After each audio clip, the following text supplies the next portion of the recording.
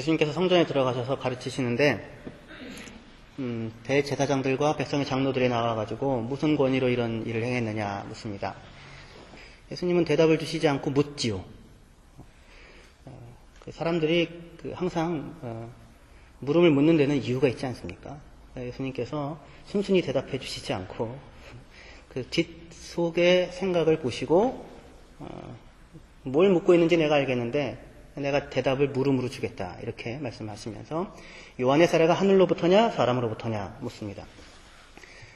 예수님 자신이 누구에게 세례를 받습니까? 요한에게 세례를 받으시죠. 예수님 자신이.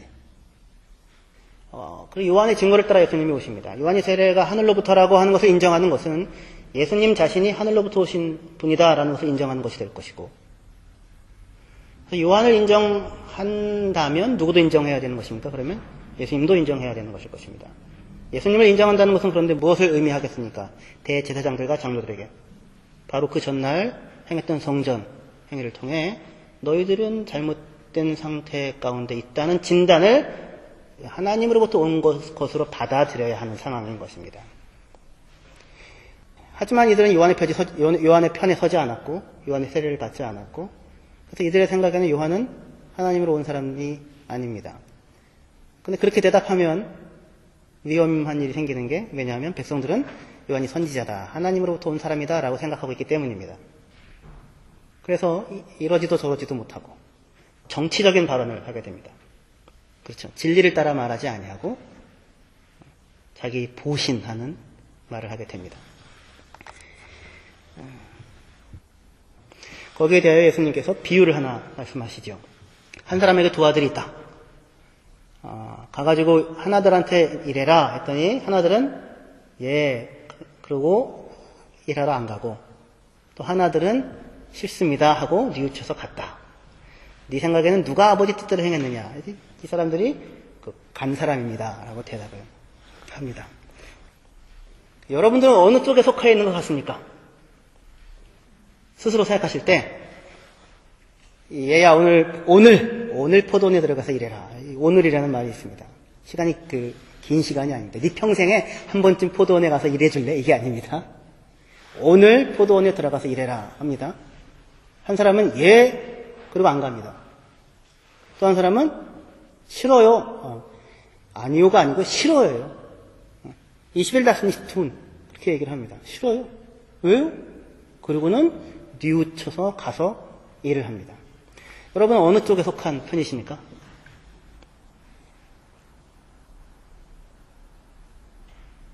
대부분의 그리스도인들은 스스로에 대해서 예 그렇습니다 라고 대답은 해놓고 가지 않고 있는 사람이 나다라고 생각을 아마 하지 않을까 싶습니다.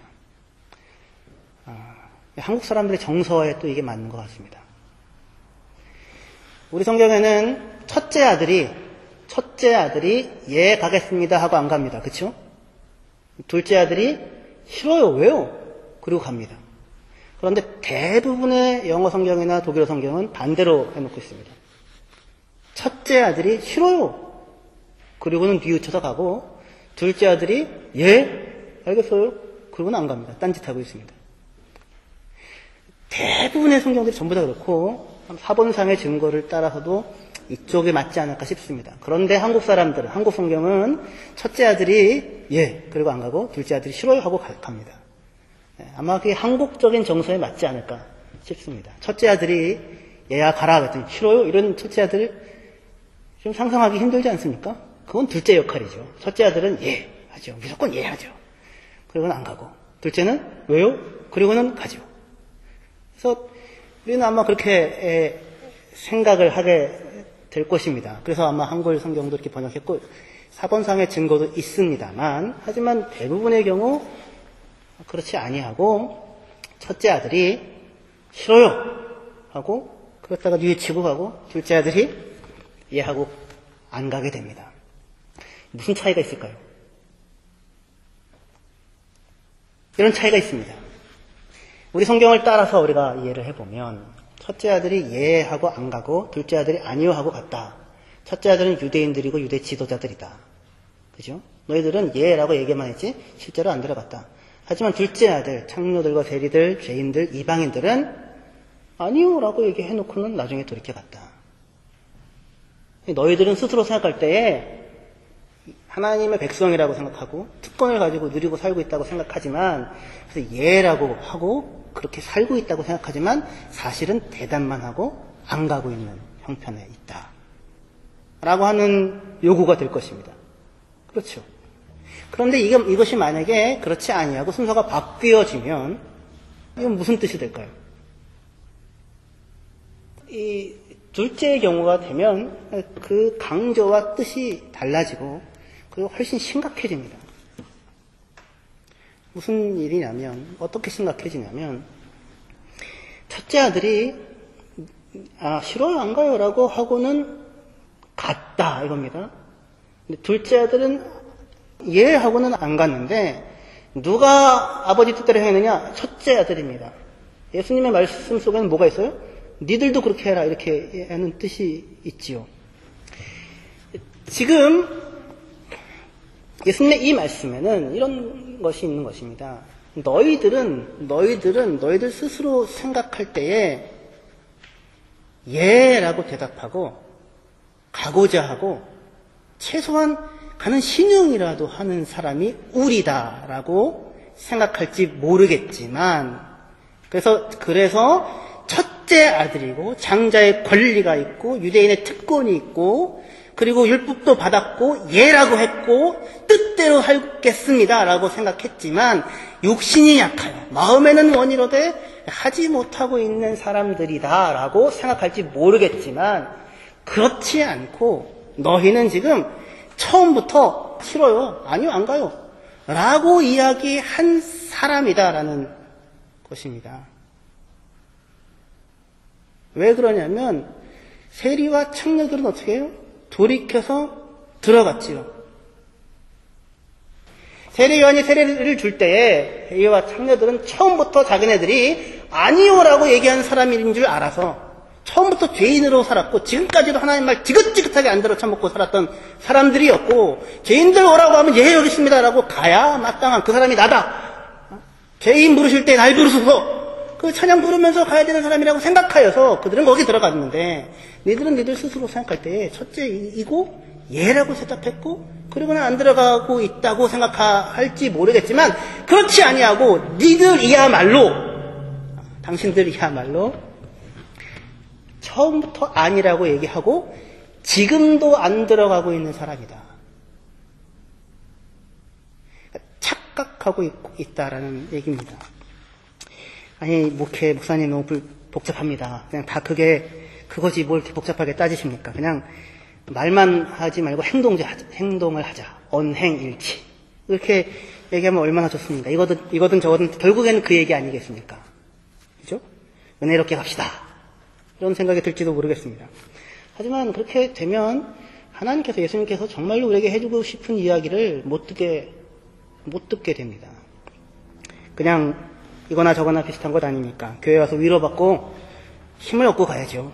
그러니 힘되는 말도 좀 해주시고 위로되는 말 해주시고 소망이 되는 말을 좀 해주십시오. 자녀들 건강하고 사업 잘 되고 아이들 공부 잘하고 직장 잘 다니고 그냥 먹을 만큼 그냥 돈 얻을고 부모님 건강하고 그저 바라는 건 그것뿐입니다. 많은 걸 바라지 않습니다. 주님. 뭘 더 바라요?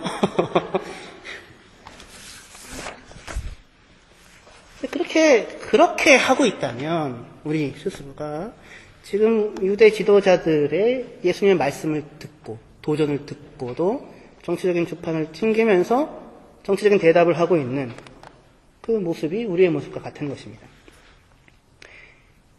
세례요한의 사례가 하늘로부터인지 사람으로부터인지가 중요하지 않았고 이 사람들에게 중요했던 것은 자신들이 지금 누리고 있는 현재적인 지위와 현재적인 상황이 유지되어지는 것이 그것 하나가 중요했습니다. 그래서 정치적인 대답을 하게 됩니다. 예수님의 근본적인 도전에 맞닥뜨리지 못하게 됩니다. 당신들은 스스로 최소한 우리는 그래도 예 알겠습니다. 주님 이렇게 대답하고 있는 첫째 아들이라고 생각하겠지만 아니다. 너희는 싫어요. 아버지 안 할래요. 라고 얘기하는 첫째 아들과 똑같고 그리고는 아직도 들어가지 않고 있는 자들이다. 이러한 것이 맞다라고 생각할 수 있는 근거는 그 뒤에 나오는 마태복음 22장의 혼인잔치 비유에서도 한번 찾아보시죠. 마태복음 22장 1절부터 7절까지의 말씀.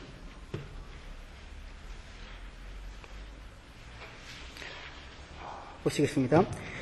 예수께서 다시 비유로 대답하여 이르시되 천국은 마치 자기 아들을 위하여 혼인잔치를 베푼 어떤 임금과 같으니 그 종들을 보내어 그 청한 사람들 혼인잔치에 오라 하였더니 오기를 싫어하거늘 그럽니다. 처음부터 싫어합니다. 처음부터 싫어하는데 이 말이 무슨 말과 똑같으냐면 아까 그 첫째 아들이 싫어요 21리스트라고 얘기한 것과 똑같은 대답을 합니다. 안 갈래요. 싫어요. 처음부터 그렇게 얘기를 합니다. 오기를 싫어하거늘 다시 다른 종들을 보내며 이르되 청한 사람들에게 이르기를 내가 오천을 준비하되 나의 소와 살찐 짐승을 잡고 모든 것을 갖추었으니 혼인잔치에 오소서 하라. 두 번째 또 보냅니다.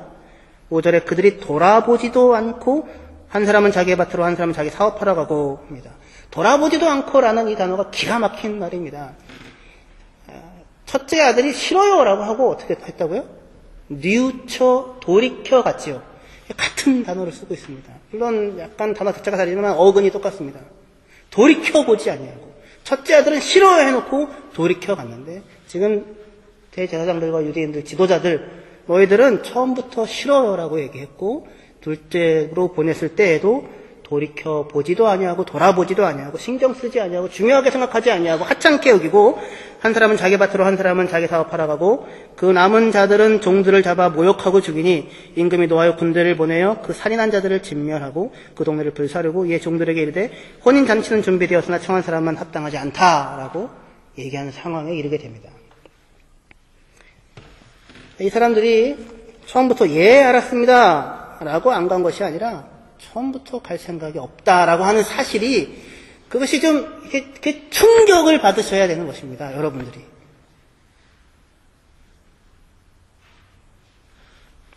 우리는 그렇게 생각합니다. 우리는 예 가겠습니다 라고 얘기해놓고 하지만 사정이 이렇고 집도 새로 샀고 밭도 새로 샀고 사업도 해러 가야 하기 때문에 어쩔 수 없이 제가 이러는 것이니까 하나님 좀 봐주십시오 라는 자리에 우리가 있다고 생각을 하는데 예수님 말씀은 그렇지 않고 세리와 청녀들과 대제사장들과 유대인들과 너희들 모두가 다 싫어요 라고 하고 그리고는 돌아보지도 아니하고 자기 일만 챙기고 있는 사람들이다 라고 얘기를 하시는 것입니다. 우리 앞에 또 한번 봅시다. 마태복음 21장 33절이요. 포도원 비유, 이어지는 포도원 비유도 똑같은 형태입니다. 21장 33절부터요. 다른 한 비유를 들으라. 한 집 주인이 포도원을 만들어 산울타리로 두르고 거기에 집 짜는 틀을 만들고 망대를 짓고 포도원에 필요한 건 다 했습니다.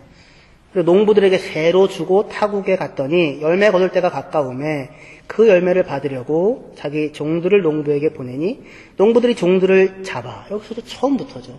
종들을 잡아 하나는 심히 때리고 하나는 죽이고 하나는 돌로 쳤거늘 다시 다른 종들을 처음보다 많이 보내니 그들도 그렇게 하였는지라. 후에 자기 아들을 보내며 이르되 그들은 내 아들은 존대하리라 하였더니 농부들이 그 아들을 보고 서로 말하되 이는 상속자니 자 죽이고 그의 유산을 차지하자 하고 이에 잡아 포도원 밖에 내쫓아 죽였느니라. 그러면 포도원 주인이 올 때에 그 농부들이 어떻게 하겠느냐. 그들이 말하되 여기서 그들은 대제사장들과 장로들입니다. 스스로 자기 입으로 대답합니다. 그 악한 자들을 진멸하고 포도원은 제때에 열매를 바칠 만한 다른 농부들에게 새로 줄지니이다.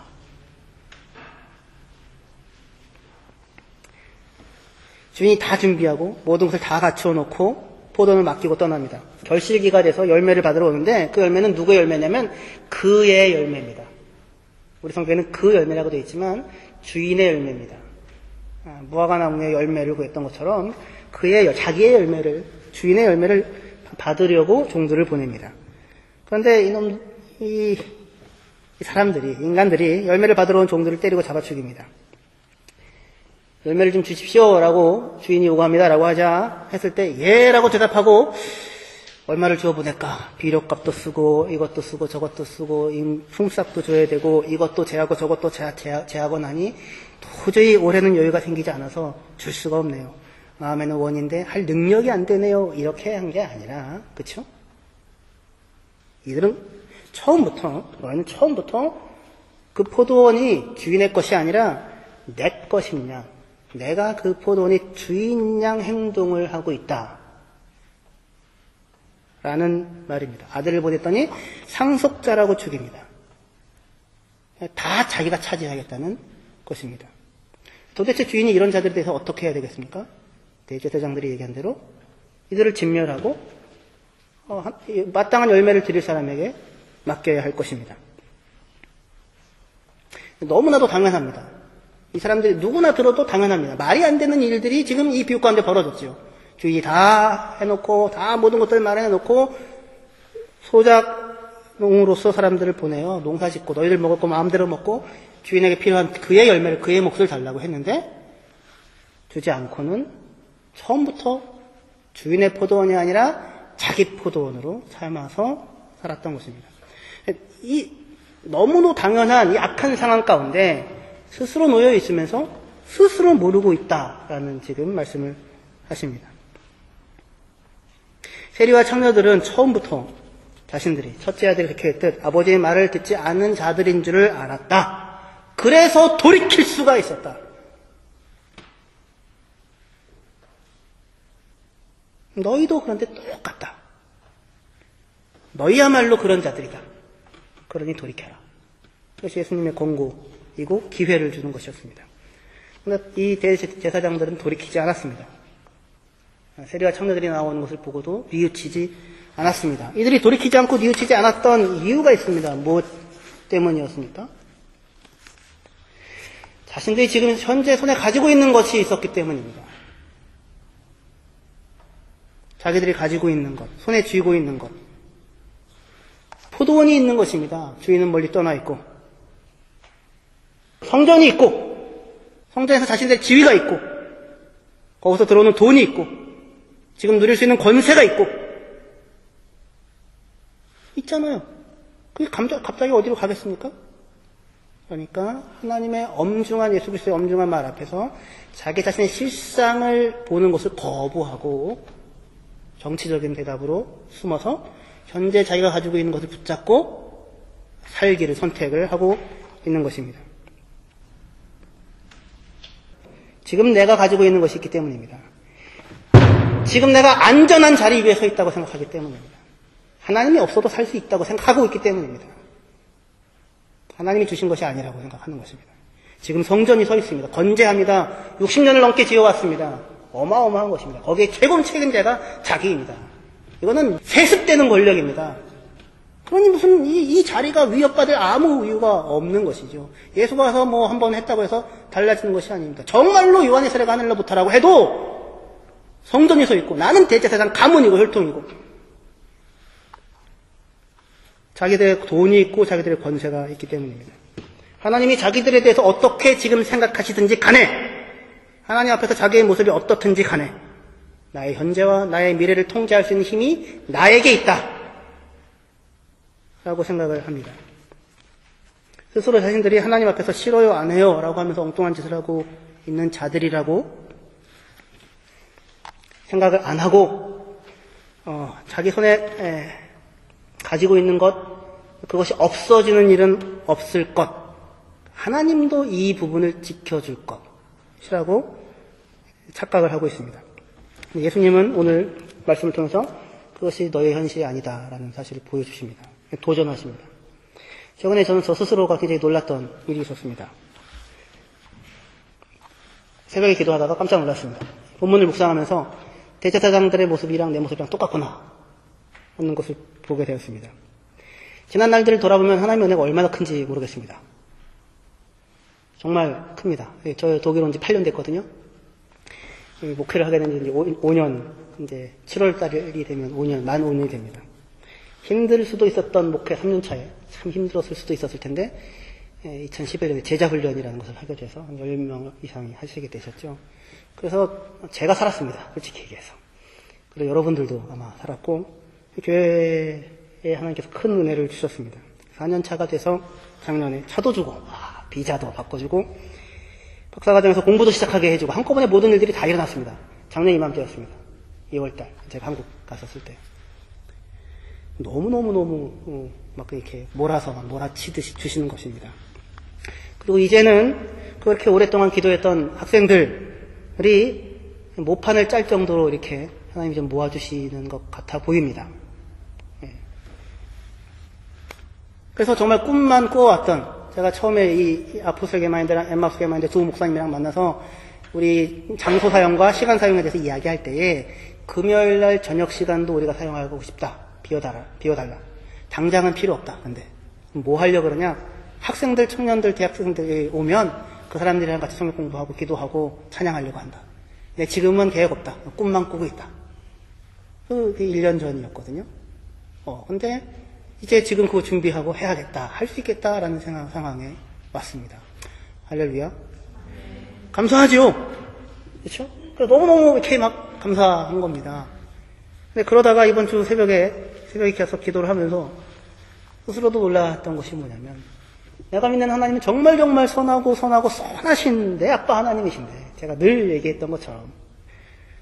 근데 나는 정말 그렇게 끊임없이 내게 베풀어 주시는 하나님 앞에 예 라고 대답하고 오늘 포도원에 들어가서 일을 하는 사람인가? 아니면 예 라고 대답하고 안 가고 있는 사람이라 스스로 생각하고, 하나님 조금만 시간을 주십시오. 조금만 기회를 주십시오. 그러고 있지 않은가? 그런데 사실 실상은 나는 스스로 그렇게 예라고 생각하고 욕심이 약해요. 마음에는 원이로되 상황이 안 돼요. 그렇습니다. 라고 생각하고 있을지 모르겠지만 하지만 오늘 대제사장들의 모습 속에서 예수님이 보여주듯이 너희는 아니다. 처음부터 아니라고 했고, 네 것 한 번도 놓아본 적 없고, 내 것 지켜달라고 나에게 나왔고, 내 것 뺏어가면 안 됩니다. 누가 줬어요? 하나님이 주셨는데. 그러고 있는 건 아니냐라는 생각이었습니다.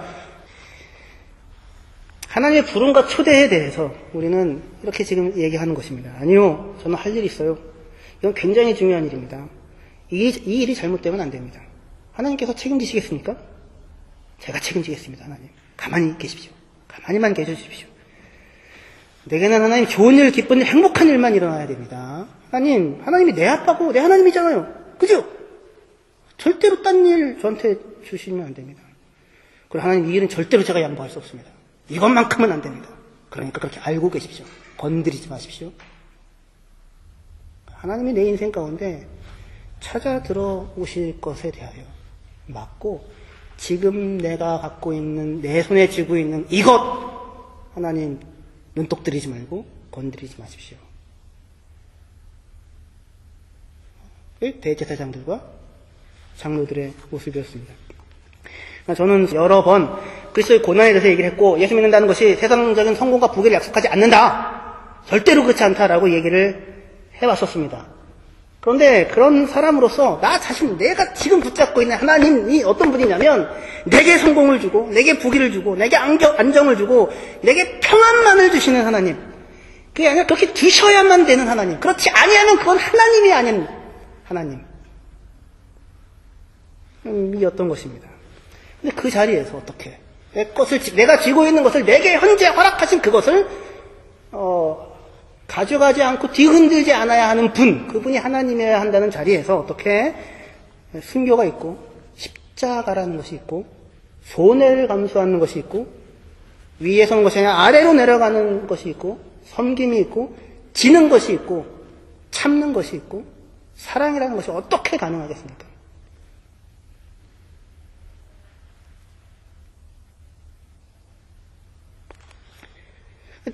하나님이 없어도 살만하다고 생각을 하는 것입니다. 세리들과 청년들은 그 심판의 무서움 앞에 서서 덜덜 떨고 있을 수 있고, 아무것도 갖고 있지 않은 사람으로서 하나님께 들어가야 하는데, 지금 우리는 가지고 있는 것이 있고 하나님 없어도 살만하니까 하나님이 주신 것임에도 불구하고 이것 건드리지 말아 주십시오. 그렇지 아니하면 하나님은 하나님도 아닙니다. 라는 자리. 건드리시면 그냥 가만두지 않겠습니다. 그래서 지금 대제사장들이 어떻게 하고 있습니까? 예수님을 잡아 죽이게 됩니다. 근데 그런 모습이 내게 있다라는 것을 봤다 이겁니다. 저 스스로가 기도하면서 덜덜 떨리는 겁니다. 하나님, 3번의 연속되는 비유를 통해서 예수님은 그 자리에, 네 자리에 내가 만들어 놓은 자리인데, 근데 나 떼어놓고 네 스스로 네 자리에 머물러 있지 않고 말고 어떻게 하라고요? 내게로 오라고요. 내게로 오라고요. 주인이 포도원에 필요한 거 다 설비해주고 떠납니다. 열매가 맺을 때가 되어 사람을 보내서 자기의 열매를 달라고 합니다. 주지 않습니다. 종도를 죽이고 아들까지 죽입니다. 내 것입니다. 내 포도원입니다. 이 포도원만 있으면 미래가 보장됩니다. 편안하게 먹고 살 것입니다. 내 손에 들어온 기득권입니다. 하나님 손에서 받았다고 생각하지 않습니다. 뭘 보고 알 수 있습니까? 주인에게 그의 열매를 내주지 않습니다. 주인이 와서 내게서 포도원을 빼앗아 다른 이에게 포도원을 맡기려고 한다면 주인도 죽이려고 들 것이 이 사람들입니다. 하나님이 아니라 내가 지금 내 손에 쥐고 있는 것이 하나님입니다. 그 생각의 바탕에는 뭐가 있냐면 내가 내 인생과 내 미래를 확보하고 컨트롤하고 살아갈 수 있다고 생각하는 것입니다. 그러나 사람이 그렇습니까? 훅 하면 날아가는 것이 사람 아닙니까? 예수님이 30년경에 십자가의 대제사장들에 의해서 죽임을 당합니다. 자기 것을 놓치지 않기 위하여 하나님을 죽입니다. 40년 후에 성전이 완전히 멸망합니다. 40년 후에 로마 사람들에 의해서요. 성전이 다 파괴됩니다. 대제사장들과 백성의 장로들, 사두개인들은 그 이후 역사에 단 한 줄도 기록되지 않고 사라져버립니다. 40년 후, 한 세대 후에.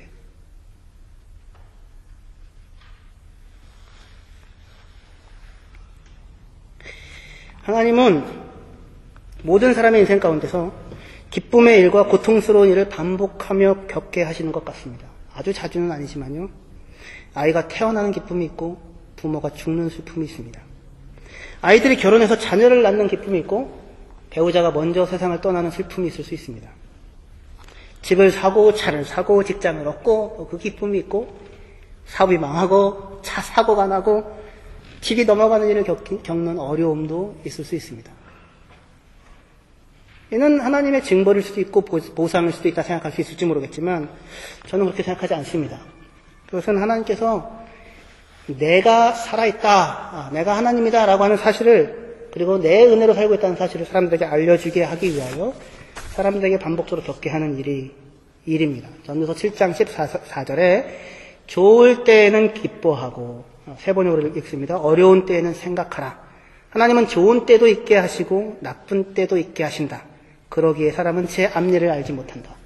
그래서 사람은 하나님을 경외하게 된다. 라고 말합니다. 제 인생도 좋은 때가 있었고 나쁜 때도 있었습니다. 여러분들은 어떠십니까?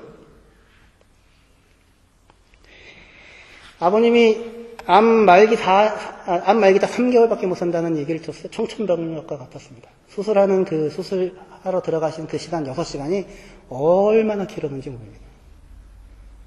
정말 도저히 받아들일 수 없는 일이었습니다. 근데 그게 어려운 일만 있었던 것이 아니라 상상할 수 없는 기쁨과 즐거운 일들도 겪었습니다. 제 후배 목사가 9호학번인 친구가 있는데 올해 아이를 낳았습니다. 한국 나이로 38살에 첫째 아들을 낳았습니다. 그러니 얼마나 기쁘겠습니까? 아주 좋아 미칠 듯이 기쁘다 그러더라고요. 막 페이스북에 쓰기를 미칠 듯이 좋고 행복하고 감사해서 어쩔 줄 모르겠다. 이렇게 얘기를 합니다. 하나님은 그렇게 우리에게 우리 인생 가운데서 너무너무너무 좋아서 어쩔 수 없는 일들을 인생 가운데서 몇 번씩을 겪게 하십니다. 그걸 통해서 뭘 알게 하십니까? 이 엄청난 기쁨이 하나님에게서 왔다는 사실을 부인할 수 없게 하십니다. 상상할 수 없는 일들을 축복을 몰아주어서 이것이 도저히 내 머리에서 나오지 않고 내 능력에서 나오지 않고 내 실력에서 나오지 않고 하나님 은혜를 베풀어 주셨기 때문에만 내 것이 되었구나라는 사실을 인생 가운데서 그래서 어쩔 줄 몰라 하며 감사하고 기뻐했던 그런 일들을 몇 번씩을 겪게 해주십니다. 뭘 알게 하시려고요? 내가 지킨다. 내가 복되게 한다. 라는 것을 알게 하시려고요. 근데 그 후배가 그 이후에 한 2달도 안 돼가지고 그렇게 또 썼더라고요. 아이가 아니라 원수다. 죽겠다. 저는 아주 100일이 지나가기까지 진짜 죽을 뻔했습니다. 애를 던져버리고 싶었었습니다.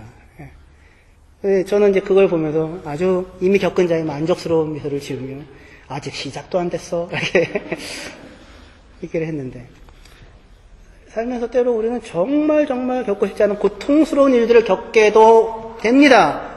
하나님이 그러한 일들을 겪게도 허락하십니다. 무엇을 위해서입니까? 인생이 내 손에 달려있지 않다는 사실을 분명히 알게 하시기 위해서입니다. 하나님이 계시다는 사실을 알게 하십니다.